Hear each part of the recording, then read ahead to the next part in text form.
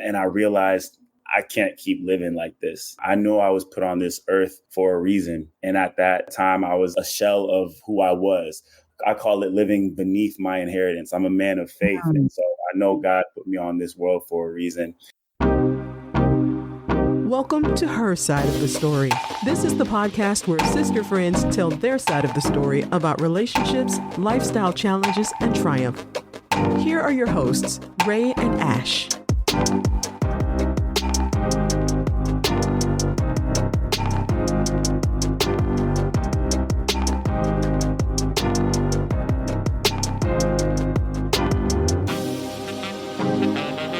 Hey everyone, and welcome back to episode 5 of Her Side of the Story, where we talk about love lies, lifelines, and everything in between. Today, Ray and I have a great guest on. We're so excited. This is our first male guest. Y'all know we talk about her side of the story, but sometimes we do have to hear his side too. So we are really, really excited to have Dr. Geoff Green on today. So I'm going to let Ray introduce our esteemed guest. Yes, we are super excited to have you, Dr. Geoff. So Dr. Geoff Green II has impacted thousands of individuals to get unstuck, improve their quality of life, and structure plans to operate at an optimal performance in their career and personal lives, using almost a decade of experience in neuroscience. While receiving his PhD from the Ohio State University, specializing in cognitive brain science, Dr. Green simultaneously played pro football overseas, traveled to 6 different continents and 60 countries, played the saxophone for professional bands, and built his personal speaking and consulting business, Shift, successfully beating burnout in order to fulfill these individual endeavors. Accumulates into a collaborative product of teaching the process of turning stress into success in a very applicable manner. So welcome, Dr. Geoff Green. Welcome, Dr. Excited to have you. Thank you. It's a pleasure to be on with you guys today. I'm excited. I'm looking forward to it. Yes, we appreciate you. And just so y'all know, Dr. Geoff is in Germany. So the fact that he was able to make it today we appreciate you so much for that. So Absolutely. Thank you. We know there's a time difference. In this episode, we will be discussing mental health. So we are going to put out a disclaimer. The content discussed in this episode covers topics related to mental health and mental illness. While our conversation aims to raise awareness and provide support, it is not intended as a substitute for professional medical advice, diagnosis, or treatment. If you or someone you know is struggling with mental health issues, we encourage you to seek help from a licensed mental health professional. Additionally, some of the topics discussed may be sensitive or triggering for some listeners, so please make sure to take care of yourself while listening. Let's get into it. Thanks so much for that, Ash. I honestly want to get into just a little bit of statistics to set the stage for us today. There's a report that I follow called Ring the Alarm Report, which talks about the needs and minoritized communities.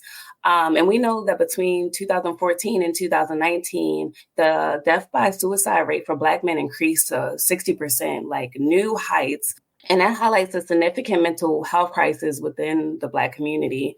We know that also Black and African-American men between the ages of 18 to 44, they experience feelings of anxiety and depression and were less likely to seek mental health services. So getting right into it, Geoff, can you share your journey into mental health and wellness advocacy? What inspires you to focus on this area? Absolutely. So this is an area near and dear to my heart just because of my own personal experiences. It started for me when I was in undergrad, actually at the Ohio State University. That's where I experienced, that all-time low, kind of that trough when it comes to just my mental health, my thought life, and all of that. It was a time where I had all of the right questions and none of the right answers. It was a time where I was starting to doubt myself in everything that I did, a time where my limiting beliefs were the loudest and most prominent thing that I could hear. And when you have a thought life that is perpetuated with that environment, that internal environment, then that becomes your internal reality. And so you see different things in the world and you make it fit that internal reality, whether it's true or not. right? And so, became a people pleaser. I, started to lose sight of my identity and who I was rooted in and who I was. And every day just waking up with so much weight, so much pressure, just negative thoughts about myself, negative self-reflection, low confidence, low self-esteem. And of course, that affected my worth, that affected my self-value. And, when you have that self-reflective, that view of yourself, then that affects, how you perform on a day-to-day basis, how you perform in class, how you perform when it's time to, look at your future and, getting internships and interviews and all of this stuff. Right. So it was the perfect storm. And it was difficult because a lot of this was coming from internal. Right. If it was something like from an outside source, like this one person was saying this thing about me, or they were saying that thing, cool, I could localize that. I know where it's at. I could exit out. I could cancel it out. But when it's coming from within, it's difficult to know, okay, where is this seed? Where is it rooted? Why am I even why is this even a thought? Why is the thought being perpetuated? What is continuing to reinforce this thought in my life? How do I get away from it, right? How do you get away from your own thoughts is a wild question, but a lot of individuals suffer with that. Their thought lives are very unhealthy, and that affects everything that they do and the way that they act and the way that they behave. So that was the start for me. And I realized I can't keep living like this. I know I was put on this earth for a reason. And at that time, I was a shell of who I was. I call it living beneath my inheritance. I'm a man of faith. And so I know God put me on this world for a reason. And I was just living beneath it. I wasn't actualizing that. And I couldn't because of the limiting beliefs that I had. Essentially, what kind of was my tipping point, my wake-up call, was October 6th, 2016. I got funded to do research out in Bermuda. And if you've ever been to Bermuda or ever seen Bermuda, it is one of the most beautiful, picturesque places, right? It's got just clear blue water and pink sand. I've never seen pink sand before, right? So we're in the conference and we are, supposed to be, it's like a 5-day conference at this nice 5-star resort. And we're looking outside the windows and we're like, man, we got to go experience this. This is amazing. This is incredible.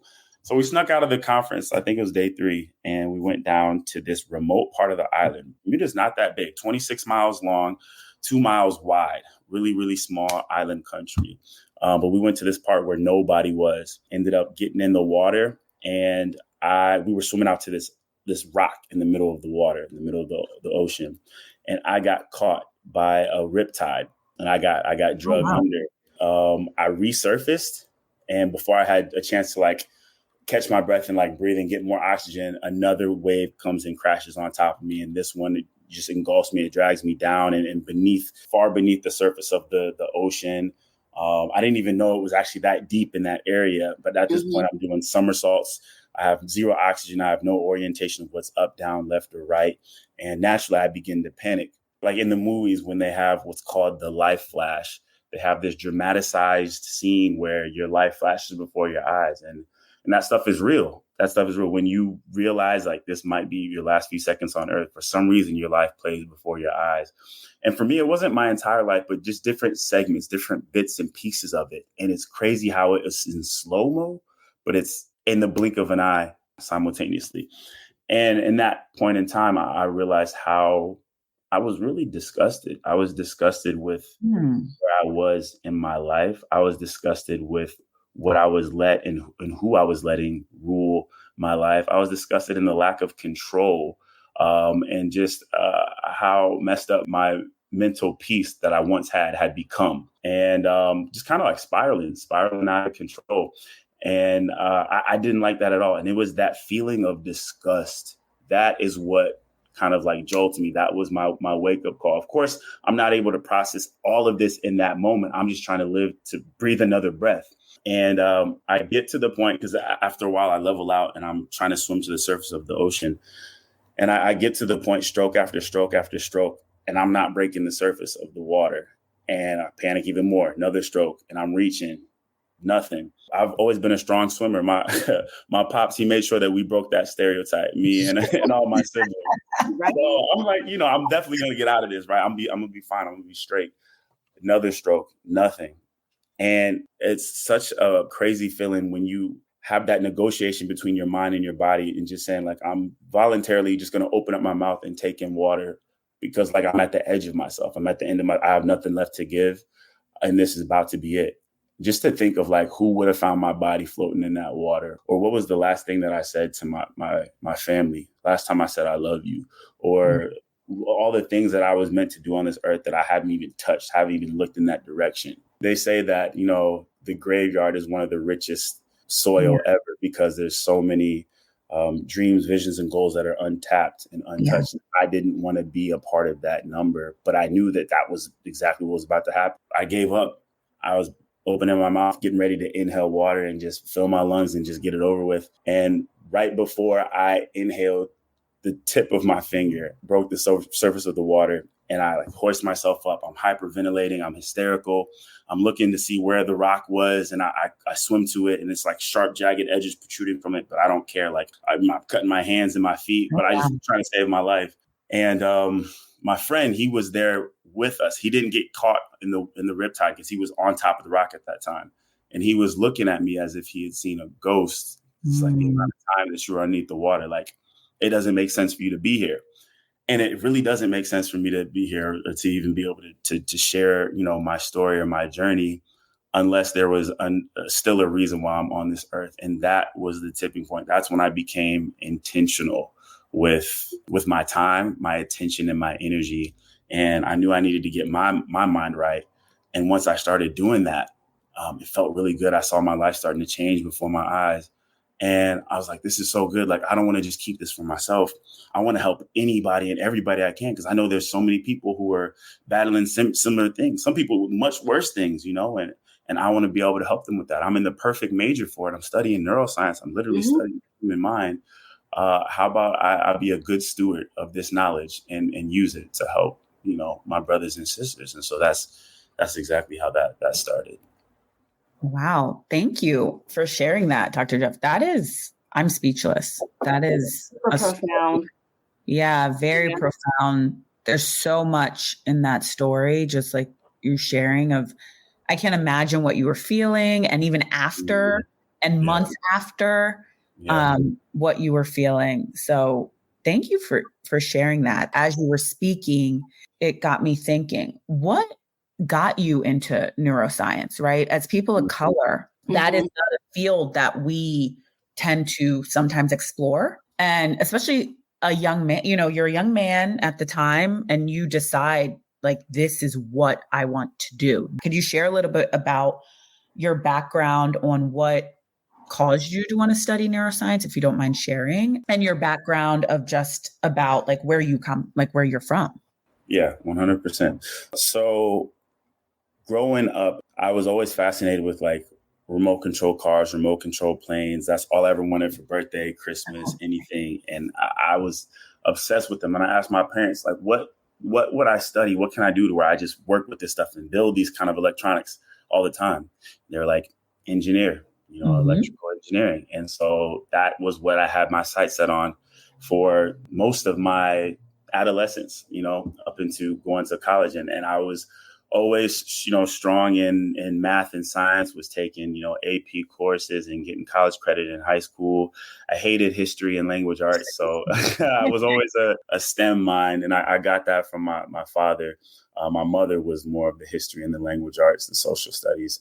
So, and I was taking, engineering courses in high school as well. We were building things, designing circuits and doing stuff, both the hardware and the software on the computer. And with different programming, and I was eating it up. Like I loved it. And I got to OSU. There, the way they set it up, you have to take all of these weed out classes. So these extremely difficult STEM courses where they're just shoving information at you, and you have to study a ridiculous amount, in order to pass. And you need to pass these courses in order to get into your major. You're not just accepted in your major because you want to be an electrical engineer. You have to apply to your major, usually around your second year. So made it through all of that. I always say I barely slept freshman year because I was just all about the academics. Were you playing football too at the time? No, I was not. So that's a whole nother story. Okay, we'll get into that. Yeah. I realized I got into the major, but it was not feeding me. And what I mean by that is it was not feeding my intellect. It was not fascinating anymore. It wasn't fun anymore. I wasn't curious. It was just very dry. It was very abstract. And OSU was a R1 institution, which means it's big and heavy in research. But I wanted the application. I wanted to see how I'm able to build things and help people. That's always been my number one thing is I have a servant's heart. I always wanted to help people. And when I didn't see a humanitarian aspect in this field of study, that's when I really started to kind of soul search and figure out, okay, why am I, at this university? I was there on scholarship, academic scholarship. My family didn't have money to pay for me to mess around and take some years to figure out what major I want to be in and end up taking a 5th year. We didn't have money for that. The scholarship was only for 4 years, 8 semesters. And so I actually this is my sophomore year. I just finished my sophomore year. I went and did a study abroad in Brazil, got a chance to just clear my head. I came back and got funded to do independent research. And so I got to choose the topic. I wanted to find a way to combine music and science, though, two of my passions, the third passion, of course, being sports and fitness. But I wanted to combine those two, the arts and the sciences. And I ended up coming across music cognition, the way that the brain perceives and responds to music or harmonics or sound. And I created my entire study based off of that. And I loved it. I loved every part of it. I loved the data collection, the data analysis, the presenting. And as I presented at poster forums and research forums, everybody else had really, really good feedback. So now I'm getting ready to start my junior year. And I went to my current engineer advisor, and I also went to my prospective neuroscience advisor if I did switch. And I told them my situation, and I'm like, this is definitely something I can see myself doing for the rest of my life. The brain is fascinating. How can I make this work? I don't have the resources to, extend my time here and pay for a 5th year and or a 6th year. And they're like, it's really uncommon to be able to switch from engineering to neuroscience halfway through your college career and still get done in 4 years. They said you'd have to do all of your neuroscience degree in 2 years at a 4-year institution. That's not common. But God, this is where God comes in once again. And he made a way. He made a way. Credits that I had from one major that shouldn't have transferred to neuroscience, it was able to transfer. Like it was able to work out. And I was able to do a 4-year degree in 2 years. And so once I knew that would be the case, I was like, this is when I'm going to make the switch. And it was the best decision that I could have made, because that's where the spark came back. That's where I was staying after class again and asking questions. That's where I was attentive. That's where I would, leave maybe my behavioral neuroscience class or my cognitive neuroscience class. And I would want to go do more research and more learning. I had a natural curiosity. So when that came back, I was like, okay, I know this is where I'm supposed to be. And I could see how this was a field where I could help other individuals. That's sort of how I came into the field of neuroscience. Okay. Yeah. Yes, Dr. Geoff, overachiever. We love that. Yes. I have a small question. Since you went neuroscience, some people confuse psychology and neuroscience, so they are very much, aligned in a way. So why neuroscience versus psychology? Because, I feel like an advisor would have been like, you sure you don't want to go to psychology route? It's a little bit easier. It's a little bit faster. So just a little bit about that. That's a great question. So yes, psychology and neuroscience go hand in hand. As neuroscience majors, we had to take psych courses, and the psych majors had to take our neuroscience courses. Only a few, not all of them. But neuroscience went deeper. I've always been just the curious mind. My mama will always say, like, I had all of the questions, like, and I was never satisfied. Like if I asked what color, was that thing over there, and she would give me an answer, but I'm like, okay, but what shade of blue? You know what I'm saying? Or what makes the sky change colors when the sun is at different locations in the air, and why is that? And just curious about the world. And I always had questions, and I always wanted to know why. And just the surface level answer was never good enough. I always wanted to go deeper. And so just that natural curiosity, when it came to the mind, I didn't want to stay surface level. I wanted to know, okay, this is what's happening at the 30,000, foot view. This is what's happening behaviorally. But then let's go a little bit deeper and see what's going on cognitively, what's going on in the brain regions, right? Mm-hmm. What's going on in the activity, what's going on within the neuronal cells. And so that fed me because I was able to get the nitty gritty details as well as the overall, the result, the behavioral result. So psychology definitely focuses more on the behavioral result without going super in depth into what's going on in the brain. And I've seen that to be very useful to know what's going on inside as well, because when I'm speaking with clients and they're going through one thing and I'm helping them and I give them a certain methodology or a certain technique to do to help get them unstuck from where they are, I can always break it down and say, this is what's going on in your brain. And this is what's going on. This is what's happening awry. And this is how we fix it. This is what's going to happen once we start doing this thing, X, Y, and Z consistently. And it's when they know the why of what's going on underneath, it makes the technique or the therapy so much more effective. For some reason, when we know what's happening, we're a lot more intentional with continuing the technique and having a direction and a motive when we are doing that technique. So yeah, neuroscience was definitely the right move for me. In today's world, in society, it was so interesting that you brought up the topic of just like when that horrific situation was happening to you in the water and you were so disgusted with just how you were letting certain things control you and things like that. I feel like we as people, as much as we may not want to admit it, are really, really influenced by media, social media, pop culture, if you want to call it, but social media, especially. How do you as a man, how do you think social media, pop culture influences or can have an influence on someone's mental health, right? As women, I know for us, it can go from the way we dress. All you see, if you go on Instagram, TikTok, all those things, right? Right now, we're big fashion girlies here. So New York Fashion Week is happening right now. And all you're seeing, of course, are the trends. What trends? So then as a woman, I'll speak for myself, but as a woman, you're like, oh, I gotta go get me something new. You know what I mean? Right. Yeah.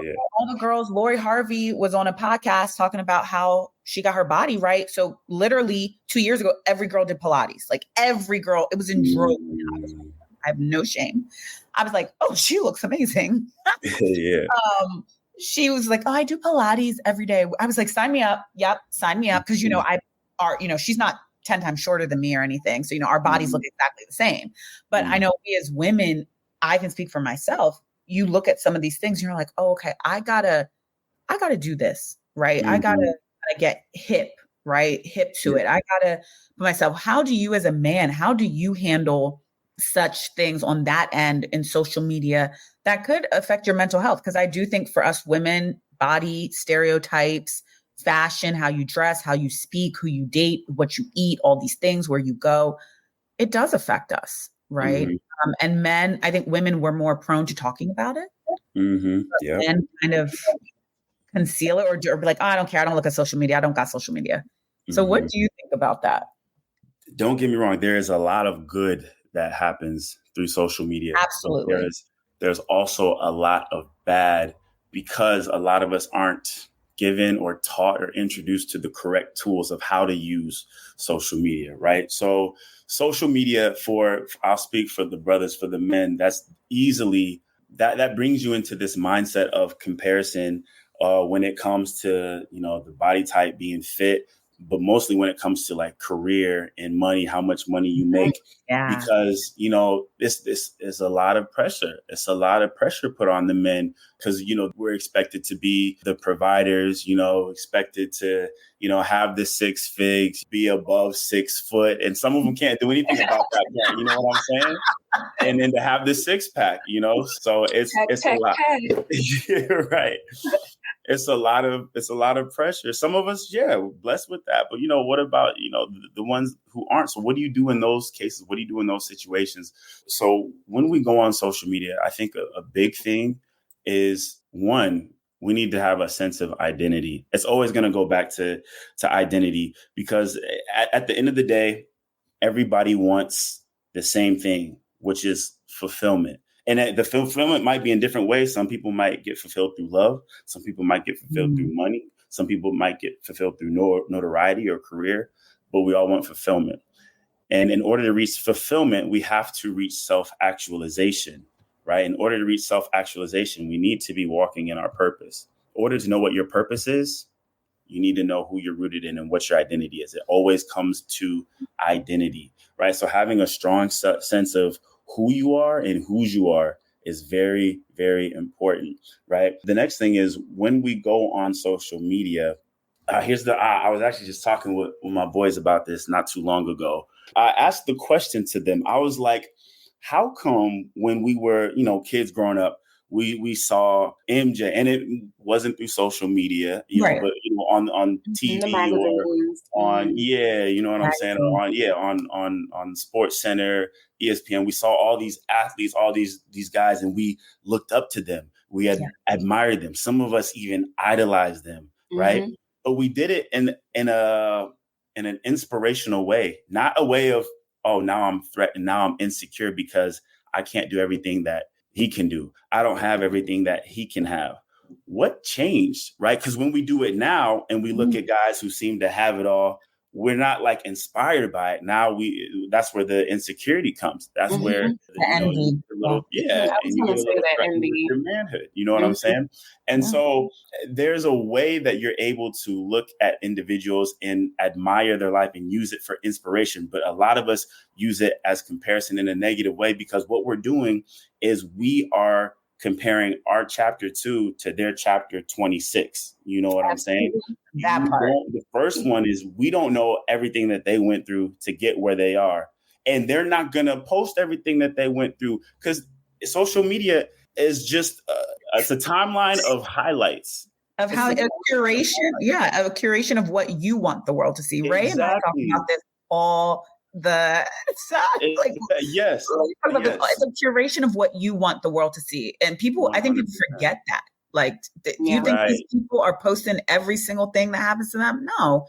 They've curated exactly, whether it's to sell a product, whether it's to come off a certain way, they are curating exactly what you want for them to see. Yeah, that's so right. Because look, nobody's gonna post when they have an overdraft fee in their bank account. No, they're going to post when they get the raise. You know what I'm saying? Yeah. Nobody's going to post when they got fired. No, they're going to post when they got that new job, new corporate job. Nobody's going to post when their car gets repossessed. No, they're going to post themselves on the lot with the new car that they new one. You know what I'm saying? That's how it always goes. So we have to be, when we're on social media, we have to realize that this is not reality. When we act like it's reality, we want to try and keep up, and that's impossible. That's not fair to anybody at all when we look at it as if it's reality.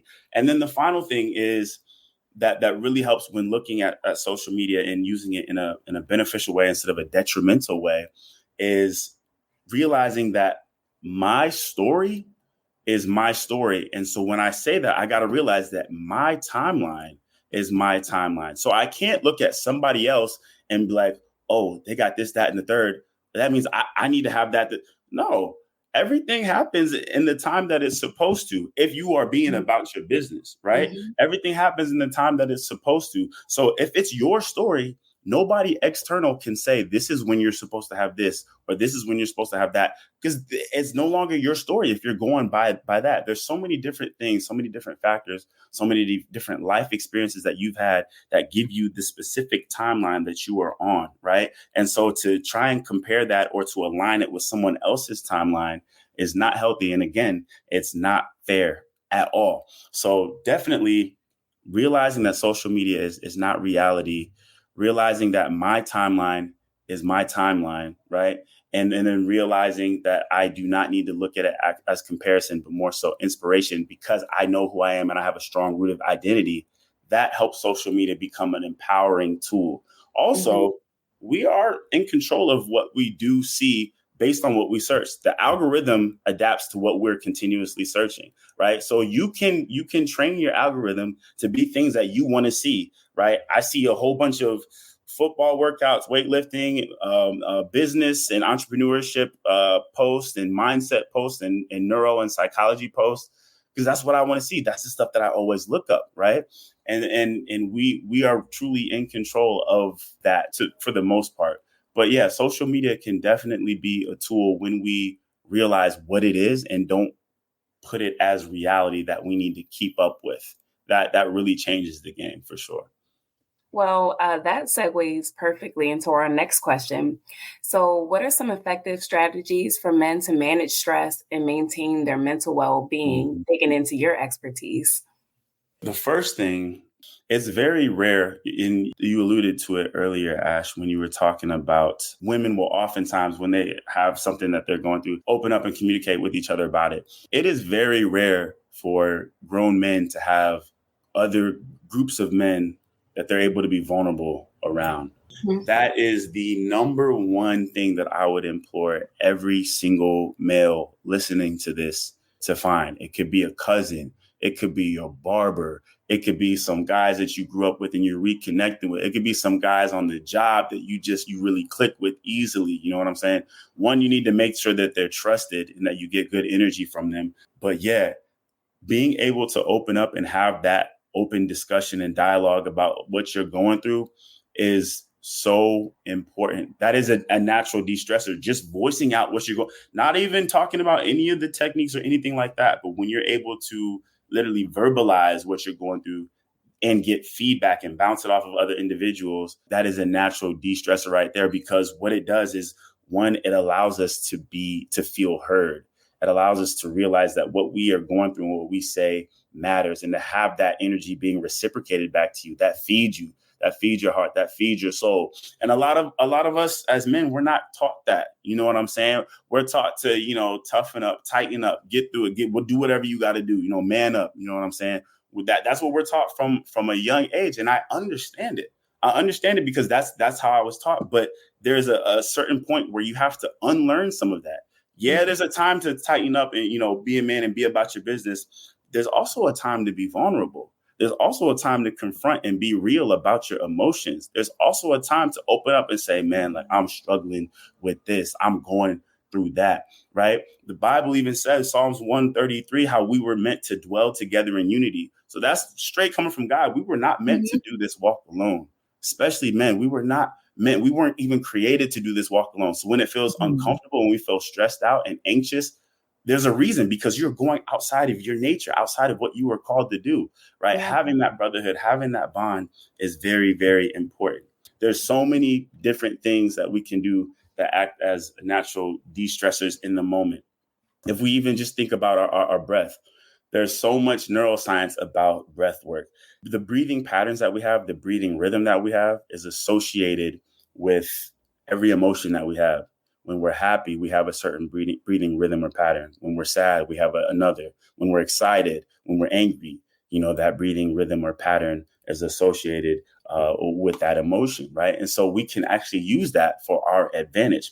The number one thing I always tell individuals is it is very difficult for a stressed mind to calm a stressed mind. So what does that mean? When something happens to me, or I'm in the just like I'm stressed out, I'm super anxious, I've got all this angst and irritation and all of this stuff, and it's built up, right? In that moment, you truly are not able to think straight. Why? Because we're going through what's called emotional thinking or emotional processing.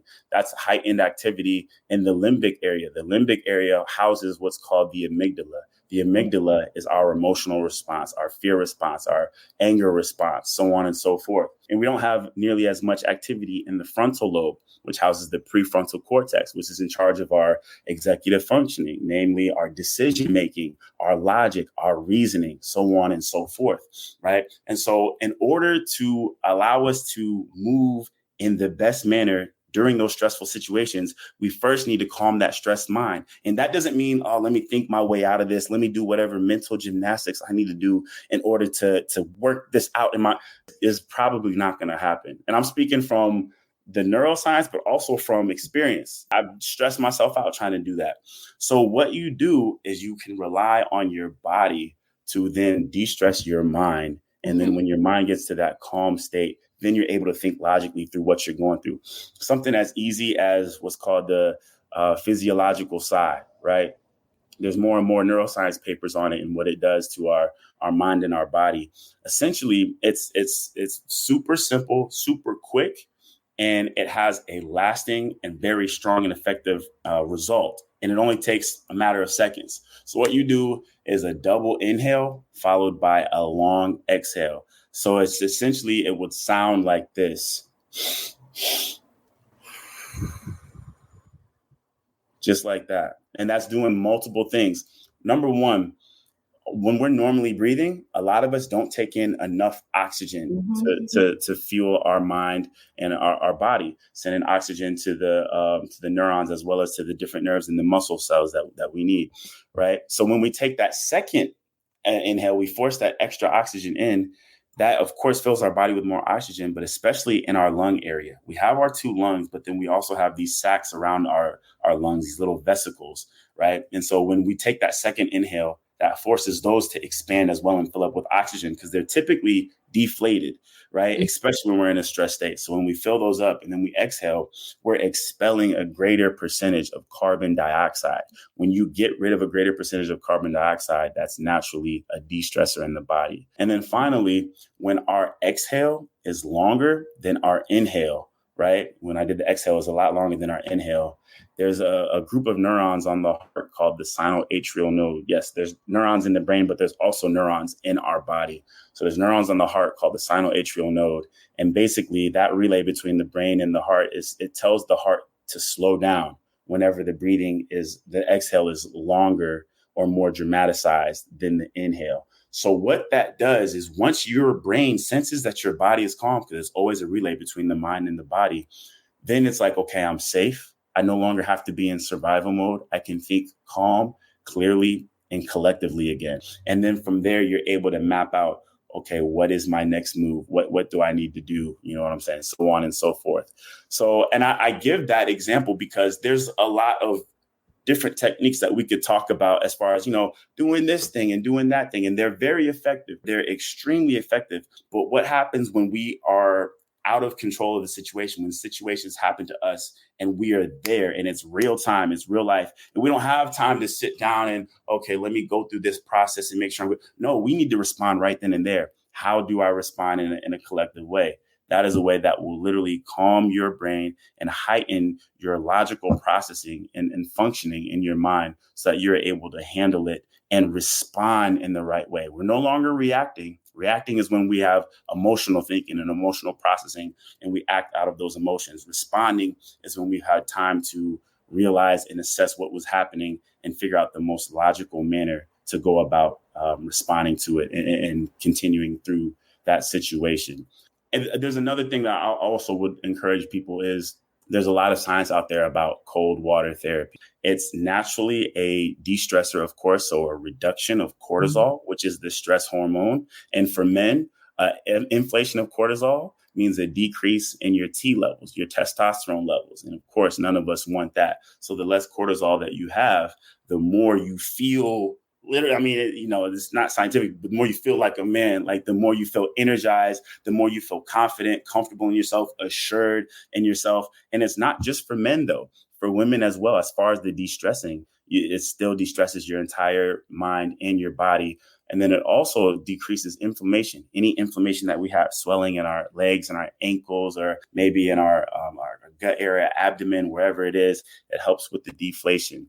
Second is an increase of dopamine. An increase of dopamine, just 30 seconds per day. Research shows 30 seconds per day of cold water therapy shows a 250% increase in dopamine. Typically, when there's an increase in dopamine, there's a subsequent crash in dopamine. So right here, I know on the broadcast, you won't be able to see my hand, but we have a baseline of dopamine. This is our baseline levels, just when we're functioning normally. And if I go on to social media, I'll get a hit of dopamine, right? Mm-hmm. And then after a while, it's going to crash. And it doesn't just go to baseline. As high and as drastic as the increase was, that's as how low and as drastic as the decrease is going to be. So whenever that dopamine starts to go down, that is actually a big part of our want and our desire. Whenever that dopamine goes down, dopamine only wants more of itself. So we feel those dopamine levels decreasing. So what do? We do the same action in order to get more dopamine. So that means we're going to scroll more and more and more on social media to try and get that dopamine. After a while, though, that those dopamine hits aren't as high. And it's going to, it's inevitable that the crash is going to happen. And that's where we find ourselves doom scrolling, where we find ourselves on social media for 30 minutes, 45 minutes, an hour, 2 hours. You know what I'm saying? We're like, how did this happen? And we have this lull afterwards. And it's just like, I don't even feel like doing anything, right? Yeah. So this is what makes cold water therapy so cool, is it's one of the few stimuli that you can experience that has an increase of dopamine, but that dopamine doesn't have a subsequent crash. It stays there and it hangs there for hours, and then it slowly dwindles down to baseline after a few hours, but you don't have that crash.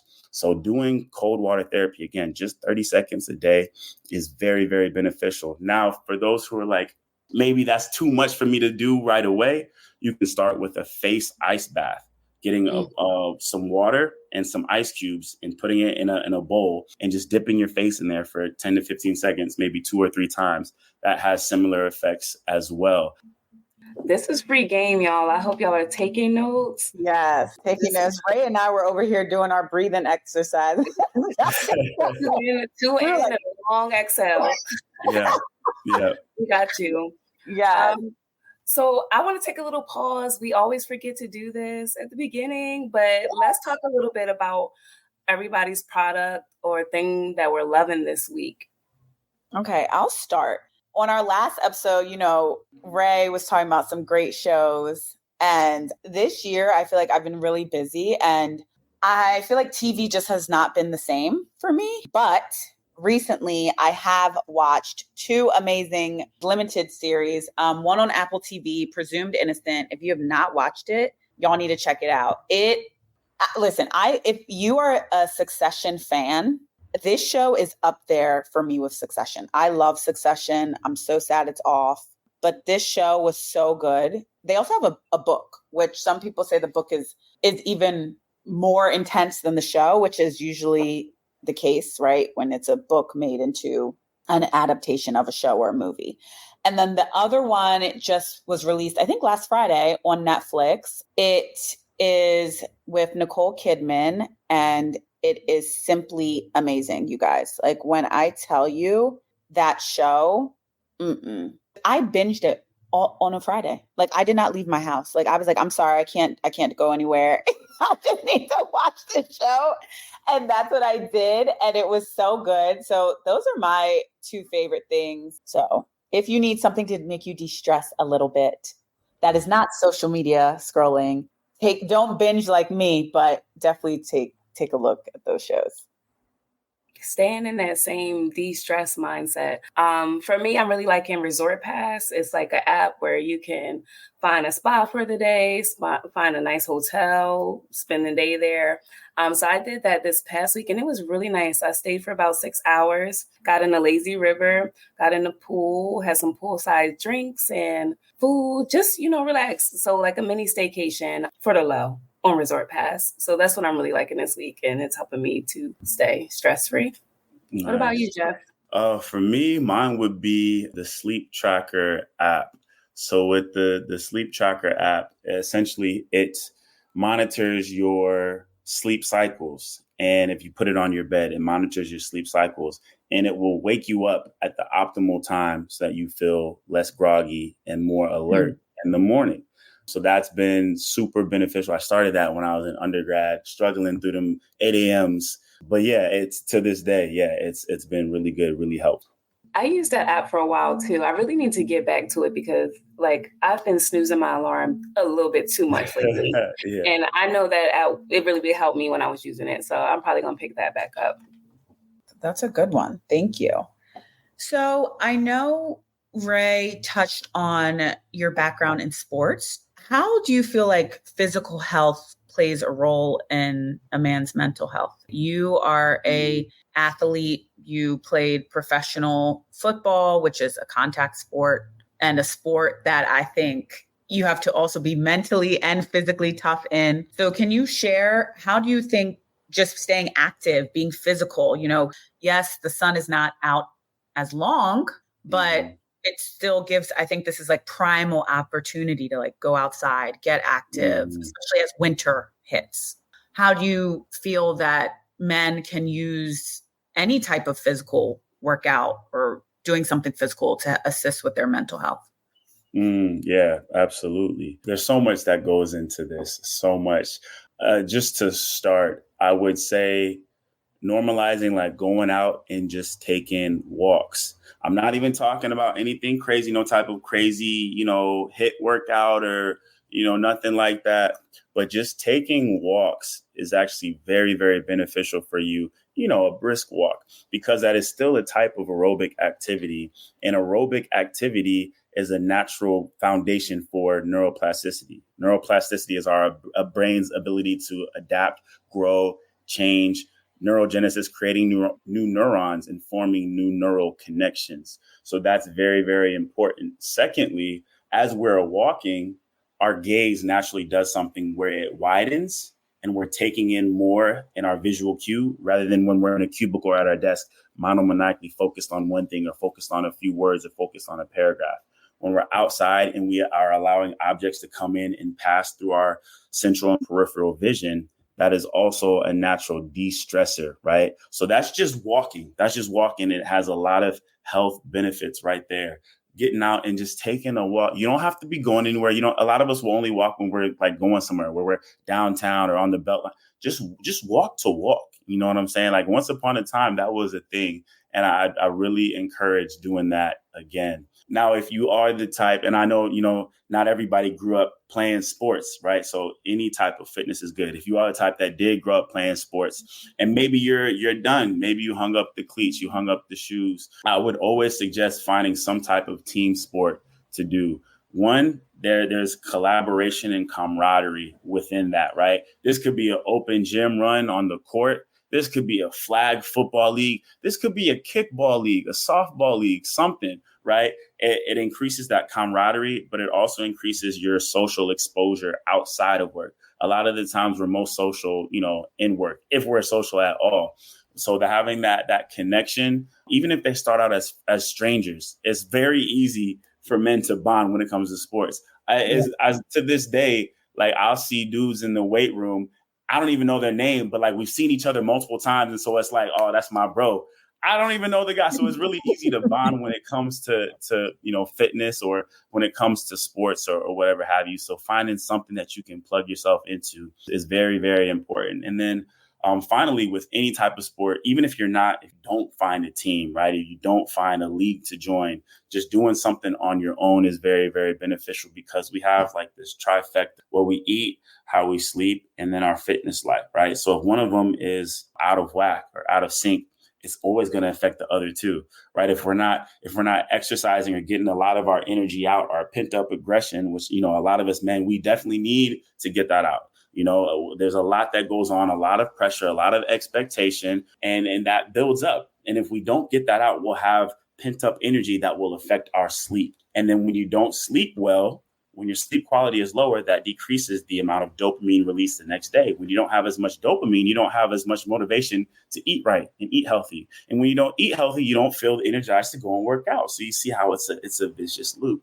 So that's definitely my advice when it comes to activity. Something from the very foundation of what I started as far as taking a walk all the way up to doing competitive team sports and rec leagues or whatever have you is very beneficial for the mental, physical, and social aspects of your life.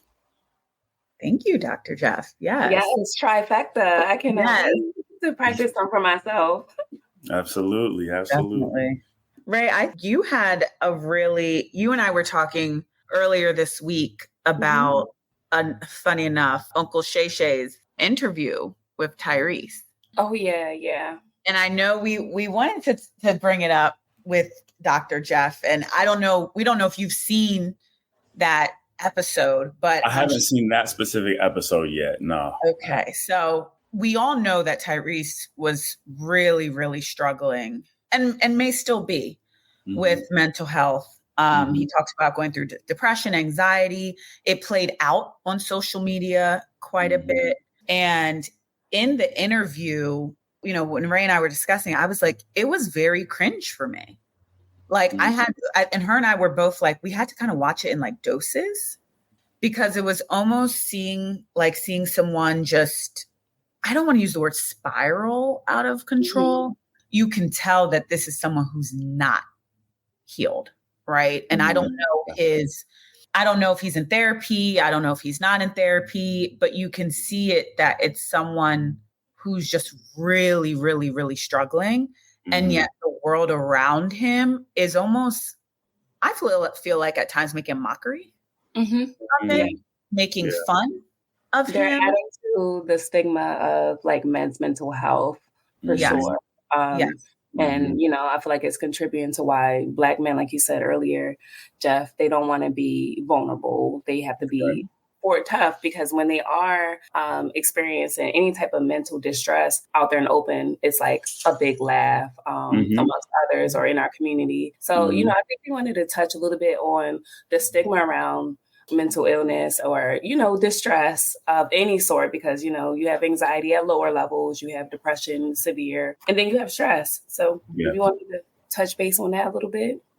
Yeah. So the first thing I would open up with is just understanding specifically within the Black community, just where a lot of the stigma is coming from, something that I mentioned earlier, as far as how we were taught when we grew up, right? We, as Black boys, we had two, quote unquote, the talks, one about the birds and the bees, but the second was what it meant to be a Black man growing up in America. You know what I'm saying?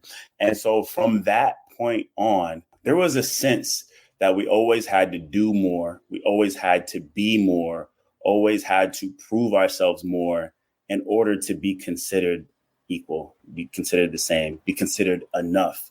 Right. And so whenever something comes that might make us weak, that might make us look vulnerable, seem vulnerable, be a chink in our armor, the only thing that we think, OK, I got to hide that. I got to, go in behind closed doors and just deal with it myself, and everybody's different. For some people that might work. But I can definitely say that is not the healthiest option, because for a grave majority, that does not work. For a great majority of that. And there's some who feel that it works, but they don't realize what it's doing until those built up and pent up emotions cause an outburst later on, or a breakdown later on. Right. And so that is one of the areas that it comes from. And then two, just knowing the history of, just our people, Black people in America. There's a lot that we have to find humor in order to keep going. And whether it's cracking on each other, you know what I'm saying, or cracking on different situations that we see, or just finding humor out of anything. But there's sometimes where that goes too far. Sometimes when people are really struggling, but I got this perfect meme that I'm about to put underneath this post, and it's going to get a bunch of comments, it's going to get a bunch of reactions, it's going to have people laughing and all that stuff. Sometimes it goes too far. Sometimes we do really need to be sensitive to what, another individual may be going through. And the fact that they allow themselves to be so vulnerable, online, on the internet, when other people will go and joke about that or crack on that, then that is reinforcing other men. Oh, I can't do that. I can't be vulnerable. I can't open up, so on and so forth. So, yeah, there's a big stigma to it, because, we were taught to, just like I said earlier, toughen up, tighten up, and get through it, because, you will get through it eventually. But a lot of us don't ever fully get through these things. We just bury them so deep down until they find a way to rear their ugly heads later on. And when we don't address these things ourselves, we are not whole as a person. And so what happens then is a lot of people think, two halves make a whole when it comes to finding a partner. But that's not true. It needs to be two whole people who come together, because two halves coming together, that's just two incomplete people who are depending on each other for things that the other can't give them. Those are things that you just need to work out yourself before the person. You need to be whole and healed before that person. So what happens when you do meet that person and you do procreate, right? There are some generational curses that you're going to start to pass down because you didn't deal with, whether they're genetic, epigenetic, or whether they're just observed through the way that you rear your child, through your behaviors, through the actions. Even if it's not the way that you directly rear your child, but your child will study you. I studied my father unintentionally. That's just how it happens. And they will pick up on things that you didn't even realize that you were doing. And now the next generation is doing. And guess what? He's going unconsciously teach his son to do the same exact thing. Right. And so I think that we need to realize that showing emotion and becoming vulnerable doesn't make you weak at all. It actually takes a stronger man to open up and to be vulnerable and to show his emotion and get victory over that, heal, become a healthy, whole and complete man, and then step back in his role, as far as taking care of business and doing what he needs to do. Being able to walk in both of those worlds simultaneously, that is not a short task. Like that's tough and that's difficult. And it takes a while to figure out how I balance the ebb and flows of that. But I think the strongest men, some of the strongest men that I know are the men that are able to do that, to be real with their emotions, to be real with what they're going through, do the internal work, the uncomfortable work that's required to, digging up the skeletons, whatever you got to do in order to fix what is going on internally, address those things, heal from them, right? And then walk in your completeness, walk in your wholeness. And then now you can be a resource to other people in your community. Now, because of what you've been through, you have the blueprint, you have the guide and the authority to help others who are about to go through or are currently in what you just went through. And so then it's something that we can pass down, but now in a beneficial way. But it all starts with being able to deal with ourselves in kind of deep dive self-study and be uncomfortable. That's that slight period of being uncomfortable, doing the unpacking, doing the digging. And again, it doesn't mean you have to put it out on social media. Doesn't mean you have to open up like the interview was, but having 1, 2, 3 trusted dudes in your circle, you know what I'm saying, that you can open up and be real with and be vulnerable with, that is going to be extremely, extremely important. And then the other thing that I'll say on that is, for men, we also need to start writing letters to ourselves, something that I was challenged to do. And so thankful. I'm so grateful. As a dude, I call him my big brother down in Bradenton, Florida. And writing letters to yourselves about how proud you are of who you are, where you are right now, how proud of you are of everything that you've done, everything that you've overcome that has brought you to this moment. You know what I'm saying? So often our gaze and our mental framework, our mindset is focused on everything that we need to do and everything that we've fallen short of and everything that we are not yet.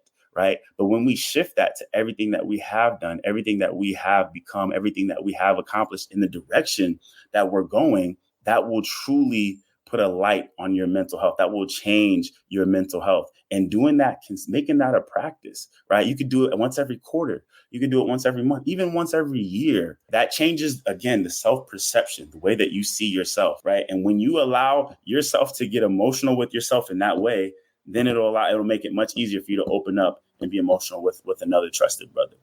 Dr. Geoff, that's a drop mic for me. Like, you've given so much advice today to everyone, not just our brothers, but our sisters too. A lot of these practices I'm going to start doing myself, but you've left me speechless, literally tongue-tied at the information that you've provided today.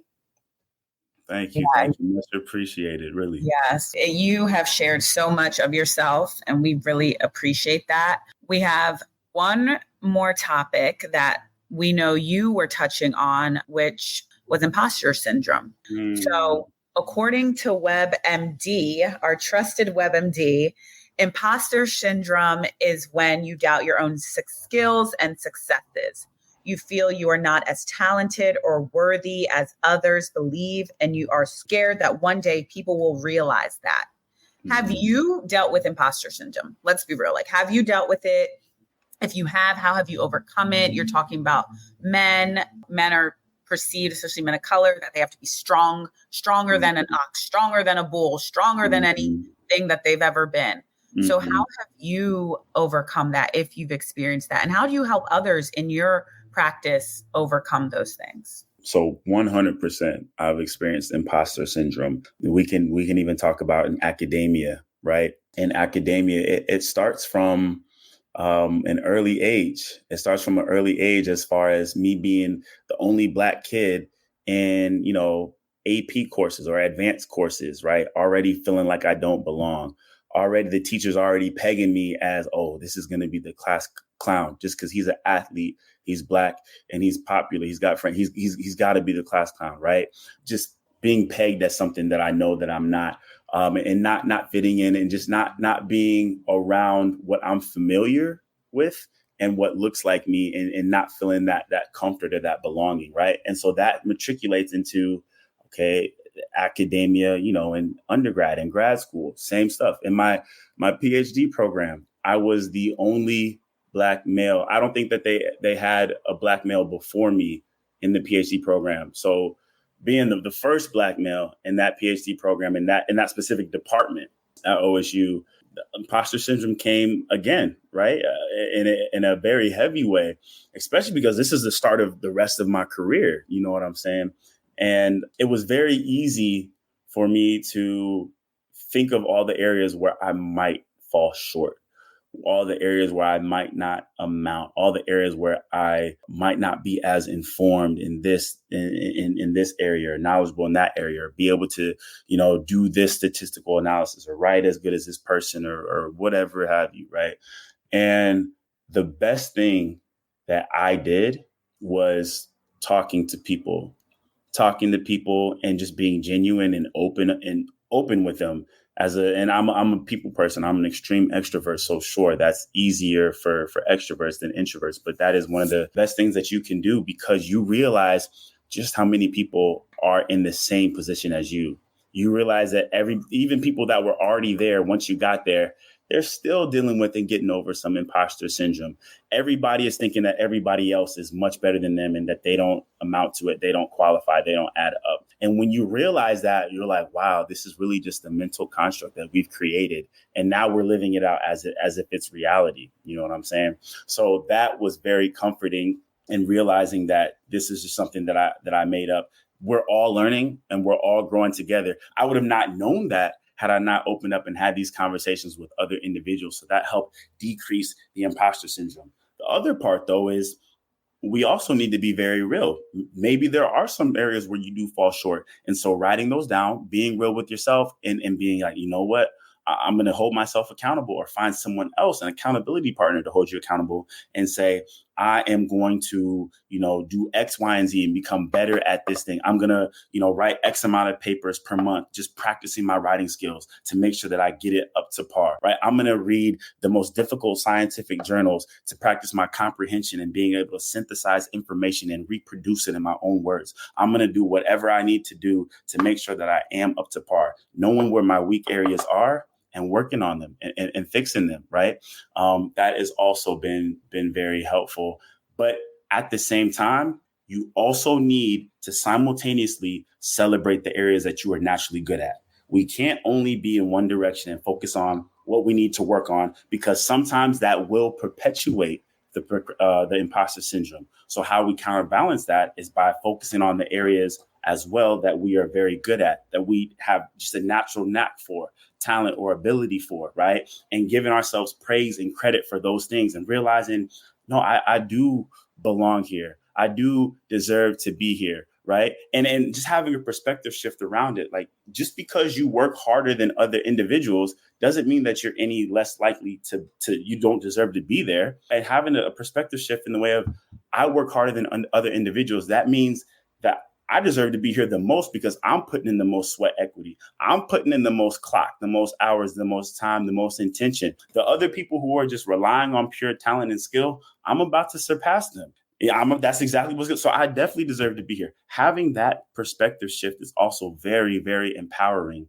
when it comes to imposter syndrome, right? And you can apply that to any field. It doesn't have to just be academia, right? It doesn't only have to be corporate. It could be anything and everything in life that you're going through. Having that perspective shift is very, very important and very, very empowering as well.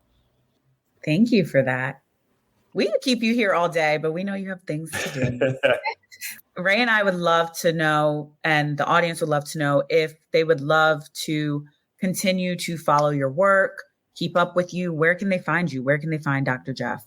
I'm on IG at Dr. Geoff D Green. So that's Geoffdgreen.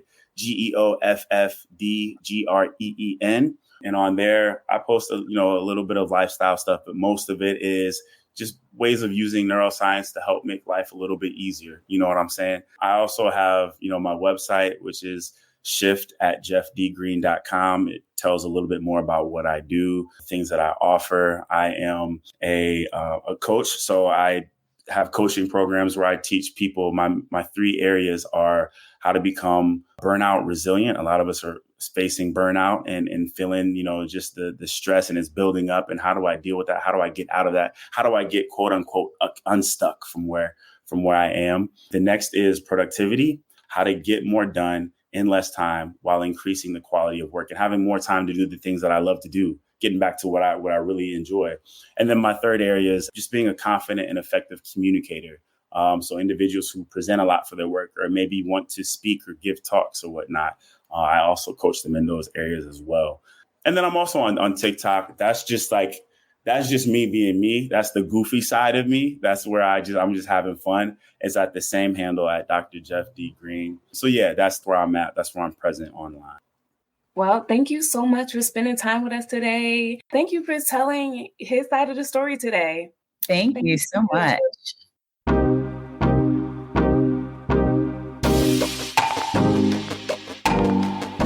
If you enjoy listening to the podcast, follow us on social media at Her Side of the Story RA. And don't forget to rate the podcast and subscribe. Thank you. See you next time.